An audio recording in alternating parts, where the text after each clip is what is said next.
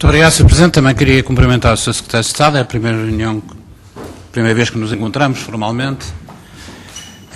E queria partir de uma expressão, de uma afirmação que fez este ano, naturalmente. Estou a retribuir a saudação inicial do Sr. Secretário de Estado. Vou partir para este debate de uma afirmação que fez sobre aquilo que pode ser o déficit em contabilidade nacional. O senhor recusou-se a avançar qualquer debate sobre esta matéria, dizendo que isto tem a ver com o INE e, por isso, não vai dizer rigorosamente nada sobre isto neste debate. Muito bem. Senhor Secretário de Estado, esta sua afirmação torna-me absolutamente incontornável que, com a frontalidade que o nosso conhecimento antigo e a lealdade com que sempre nos tratamos exige, lhe diga o seguinte. As declarações que prestou no início deste ano, 5 de janeiro, numa entrevista pública, sobre as consequências da declaração de inconstitucionalidade do Orçamento de Estado de 2013, são absolutamente inaceitáveis. Constituem um ato de pressão absolutamente inqualificável sobre o Tribunal Constitucional e sobre os juízes do Tribunal Constitucional e confesso que, dado o que conheço do Sr. Secretário de Estado em termos pessoais, não estava à espera que o senhor produzisse declarações daquela natureza. Mas a verdade é que as produziu. E a verdade é que as consequências políticas das suas declarações são absolutamente inaceitáveis do ponto de vista daquilo que é a pressão sobre o Tribunal Constitucional. E, portanto, eu gostava de perceber se, não tendo corrigido as suas declarações, não tendo, no fundo, feito um ato de contrição pública perante aquilo que era uma declaração pública inaceitável naquele contexto, eu pergunto-lhe se alguma vez considerou a hipótese de se demitir do cargo que ocupa face à gravidade da pressão que exerceu sobre o Tribunal Constitucional. E esta era, naturalmente, uma questão preliminar que eu gostava que, com a frontalidade que as nossas relações seguem ao longo dos anos nesta comissão, me dissesse exatamente como é que se explica aquele tipo de declarações e como é que o senhor não foi capaz de tirar as conclusões políticas que eu julgo que estão inerentes a uma atuação desta natureza. Segundo, ao senhor, sobre a execução mais propriamente dita. É verdade que nós temos várias maneiras de encarar esta execução. É evidente que nós podemos dizer o seguinte, torna-se claro, a menos que seja demonstrável, que mesmo em contabilidade pública, já não vou para a contabilidade nacional, mas tenho que pegar na contabilidade nacional porque é aquela que é mais usada em termos percentuais, o Governo não só não conseguiu obter o déficit inicial, já se sabia, 4,5%, como dificilmente poderá vir a conseguir obter o déficit de 5%. E que o déficit vai rondar, o déficit real vai rondar eventualmente os 6%. E eu julgo que a melhor maneira, e já lá vamos, a melhor maneira de nós abordarmos este debate da execução orçamental é procurar que o senhor detalhe alguma informação que nos permita explicar aquilo que na quarta-feira avançou publicamente a Direção-Geral do Orçamento, com o boletim de execução orçamental, e explicar as afirmações lá expressas. É evidente que, do nosso ponto de vista, não só não consegue o déficit, como já não conseguiu o objetivo da dívida. É bom que nós não nos esqueçamos que em novembro de 2012 a dívida nacional já vai em 206,6 mil milhões de euros, já vai em 124,3% do PIB, quando, como sabe, isto é, sofreu um aumento em 2012 de cerca de 10% do PIB, ultrapassou em novembro de 2012 os valores previstos pelo Governo para, não é só para 2012, é para 2013 e 2014. Repito, para 2013 e 2014. ultrapassou em novembro de 2012 os limites e os objetivos do Governo para 2013 e 2014. E, portanto, não podemos desligar a execução orçamental, nenhuma execução orçamental, nenhuma afirmação expressa, sem avaliarmos também o cumprimento. E este não é especulativo. Este senhor secretário de Estado não é o deputado João Almeida que tem uma opinião, eu que tenho outra, ou o deputado João Pacheco, ou o deputado João Galama que tem outra. Não é. Este é objetivo. E este não tem qualquer controvérsia possível, porque este é indesmentível. 124,3% do PIB de dívida pública. E, portanto, vamos lá ver. Vamos lá. Calma.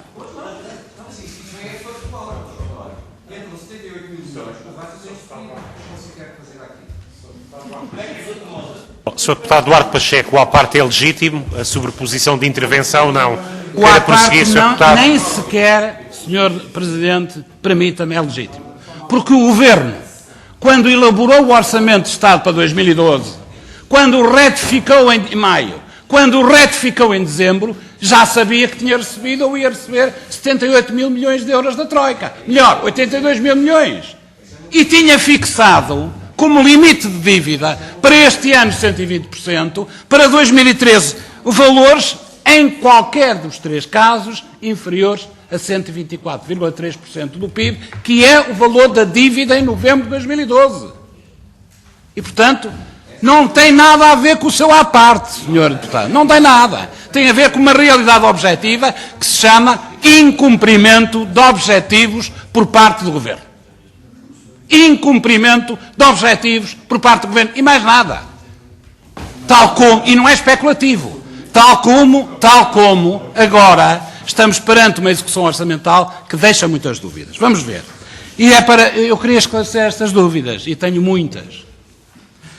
Naturalmente, vou começar pela ANA. Sem ANA, a ANA significa 0,5% do PIB. Primeira coisa que tem que explicar é o seguinte: porque é que em outubro o senhor dizia que eram 600 milhões e em dezembro passaram a ser 800 milhões? Primeira pergunta. Depois, continua a pergunta que se fez em outubro a ser válida em janeiro de 2013. Porquê é que o Eurostat ainda não decidiu sobre a validade e a aceitação desta receita extraordinária? Parece até que o Governo anda a combinar com o Eurostat para decidir só numa fase ulterior da sua aceitação ou eventual não aceitação, para não mexer com aquilo que é a polémica, a controvérsia sobre a fiabilidade das conclusões do relatório do orçamento orçamental, da execução orçamental divulgadas esta semana. Diga-me uma outra coisa. Diz-se que a receita fiscal ficou 660 milhões de euros abaixo do previsto. No boletim, ao Sr. Secretário de Estado, eu tinha-me habituado a olhar para si e a ver em si uma pessoa que não escondia números, nem se esquecia de clarificar para a transparência dos factos a realidade que aconteceu. E o que aconteceu em 2012 foi que o desvio não é de 660. É de 660 relativamente ao relatório do Orçamento de Estado para 2013. O desvio é de 2% do PIB na receita fiscal. O desvio é de 3.134 milhões de euros. 2% do PIB. Portanto, o senhor, no boletim de execução orçamental da Direção-Geral do Orçamento, não é dito isto. E isto é grave do ponto de vista da informação e da clareza da informação.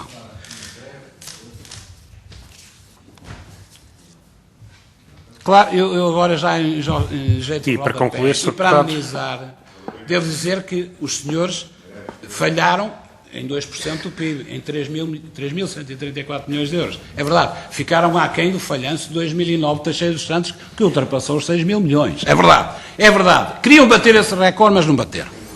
Sr. Deputado, a única pergunta que eu lhe colocava, sob o ponto de vista da receita fiscal, se me permite, nesta fase é: apesar de tudo, o senhor fica ainda abaixo das previsões de outubro.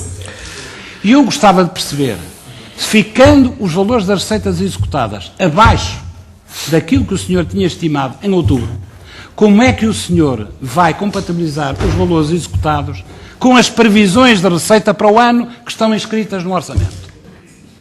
É capaz de me explicar quais as consequências? Quais as consequências no orçamento deste ano do facto de partir de um valor inferior àquilo que partiu no orçamento de Estado? Muito obrigado, Sr. Presidente.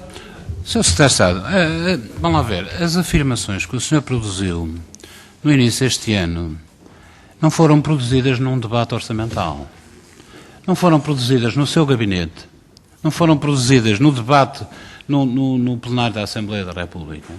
Foram produzidas num contexto em que o senhor sabia muito bem que o Provedor de Justiça, o PCP, o Bloco de Esquerda e os Verdes, o Partido Socialista e o Presidente da República tinham entregue pedidos de fiscalização sucessiva do Orçamento de Estado de que o senhor é autor. E, portanto, é nesta conformidade que a gravidade das suas declarações é inaceitável. Eu não queria insistir com esta tónica, enfim, outros colegas decidiram voltar a falar, muito bem. O senhor não percebeu a gravidade destas declarações e, portanto, não considerou sequer a hipótese de se demitir. Mas a única coisa que eu lhe peço, Sr. Secretário de Estado, Dr. Moraes Sarmento, deixe-me tratá-lo assim, era que, porventura, num contexto do mesmo tipo, não produza declarações do mesmo género, porque, de facto, elas são inaceitáveis do ponto de vista da pressão institucional sobre outros órgãos. Ilegítima. E, portanto, eu pedia muito encarecidamente que não o repetisse. Segunda questão. Ao Sr. Secretário de Estado, eu na minha primeira intervenção falei de um tema fulcral, de um objetivo fulcral do país, objetivo de dívida. Disse aqui que em novembro de 2012 a dívida nacional é 124,3%, 207 mil milhões de euros, mais 10% do que era no início de 2012, rebentou pura e simplesmente com as previsões do Governo para 2013, 2014, e o senhor não disse uma palavra. Ao Sr. Secretário de Estado, acha isto aceitável? De que é que está a ter, porquê é que foge com o rabo à seringa, digamos assim? Terceira questão, transparência. Ao Sr. Secretário de Estado, eu não aceito, e o senhor, em nome da ética, de que durante anos foi paladino, e da transparência, eu não aceito que o senhor seja responsável por uma coisa que está aqui, que diz síntese da execução orçamental anual, relativamente à execução orçamental do ano de 2012, obrigado, e depois, nessa síntese, não apresenta as comparações totais que devem ser fornecidas aos leitores, não é aos entendidos, aos leitores, para perceber o que é que se passa. Não é aceitável, Sr. Secretário de Estado. E digo-lhe com tristeza que não é aceitável que o senhor aceite um boletim desta natureza. Depois, sobre a transparência, eu coloquei-lhe uma questão que eu vou repetir para ver se a gente se entende e que pode ser grave. O senhor tem pela mão aquilo que é os valores das receitas fiscais executados realmente em 2012 e que irá comparar com os valores das receitas fiscais inscritos em 2013, no orçamento. O que vai dar taxas de crescimento evidentemente superiores às previstas no orçamento. E eu pergunto-lhe, se a base da DGO for esta, da análise das taxas de crescimento, o senhor acha credível e se não acha que isto é um fator de incerteza acrescido àquele que já existiam? A não ser que, com as taxas inscritas no orçamento, a base da análise da DGO passe a pegar nos valores executados em 2012, aplica as taxas do orçamento para encontrar valores inferiores. Em que é que ficamos? É esta a consequência da sua inexecução em 2012 da Receita Fiscal. Já entendeu? Claro que já entendeu. Eu não estou a ensinar o pão nosso ao vigário, o Padre Nosso ao vigário. Terceira questão.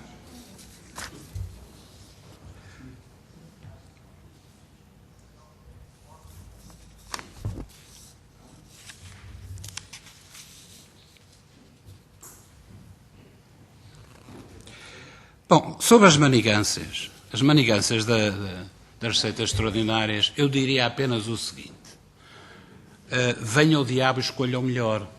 É que entre aquilo que se passava no governo de Sócrates e aquilo que se passa no seu governo, de facto, a manigância é generalizada e rapidamente utilizada por qualquer um. Viciam-se depressa, exatamente. Vamos lá ver. Já agora uma nota, senhora deputada. Vera Rodrigues, irresponsabilidade é de um governo que conduz, da sua maioria, que conduz o país a 40% de desemprego jovem, a 17% ou quase desemprego generalizado, a uma recessão de 5%, a níveis de pobreza que nós conhecemos, a níveis de sobrevivência que nós conhecemos, e dizer que não há alternativa. Não. Eu vou-lhe mostrar, e se quiser vou-lhe enviar um dossiê com propostas que não são irresponsáveis, são diferentes das suas.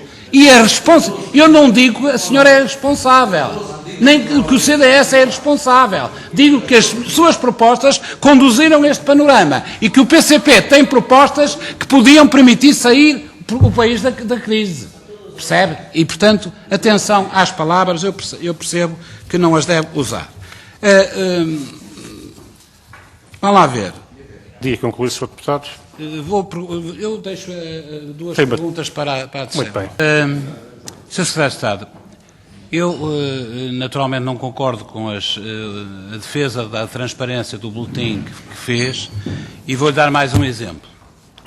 Este quadro 13, que aí está, chamado Programas Orçamentais da Administração Central, é um monumento à opacidade. Um monumento à opacidade. Que projetos foram desenvolvidos? Que graus de execução? Onde foram desenvolvidos? Não há nenhuma resposta a não ser isto, que tanto pode ser verdade como uma enorme mentira. Não há forma de o confirmar. Segunda questão. Se calhar este debate poderia ser continuado depois de terminada esta sessão, porque eu gostava de perceber alguns valores deste boletim. Primeiro, há aqui um quadro que diz metas PAF e execução 2012, que serviu, digamos assim, para os títulos dos jornais. Isto é, déficit, saldo negativo de 8.329, inferior em 700 milhões ao valor acordado com a Troika, e um valor do saldo das administrações públicas negativo de 6.951 milhões. No entanto, o único quadro com contas consolidadas das administrações públicas que existe é o quadro janeiro a novembro. E eu queria chamar a atenção para o seguinte: o saldo global negativo de janeiro a novembro é 6.658 milhões de euros. 6.658. Em dezembro, o outro quadro que não é justificado fala em 6.951. Portanto, há um acréscimo adicional de 300 milhões de euros.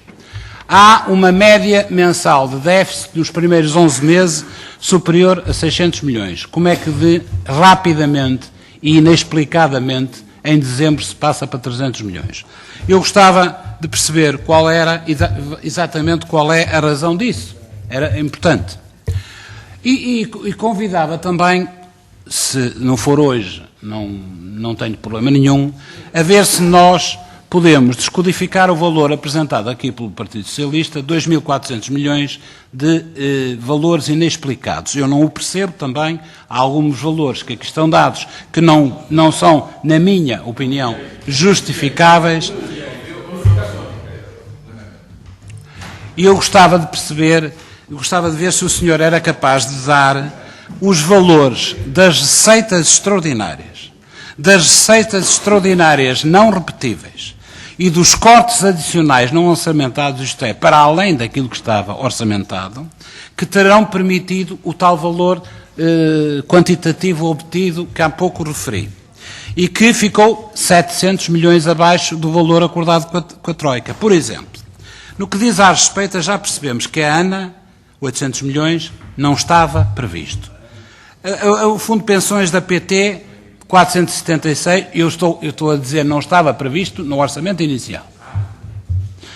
É exatamente esta comparação que eu gostava de perceber. Quais são as receitas adicionais extraordinárias? Fundos de pensões da PT, 476 milhões, diz que estava no orçamento de Estado inicial, admito que estivesse escondido na Caixa Geral. Licenças 4G, ou seja, depois dirá, licenças 4G, 272 milhões, não estava incluído no orçamento inicial. Saldo dos municípios que não reportaram, obviamente este não estava, 76 milhões. Fundo de pensões do BPN, 97 milhões, também não estava previsto no orçamento inicial. Isto tudo somado dá 1.671 milhões de euros. Depois, temos receitas do IRS adicionais aprovadas em outubro. Já tem um número para elas? Quer em IRS, quer no imposto de selo? E quanto às despesas? Eu sei que alguns valores estão quantificados, mas é capaz de desagregar e fornecer, uma por uma, qual é o valor do corte da despesa, também interessa, perceber, suplementar, para além daquilo que no orçamento inicial de 2012 estava previsto. Se nos der isto, a gente certamente sabe o que é que pode fazer, é descodificar o martelanço desta execução orçamental.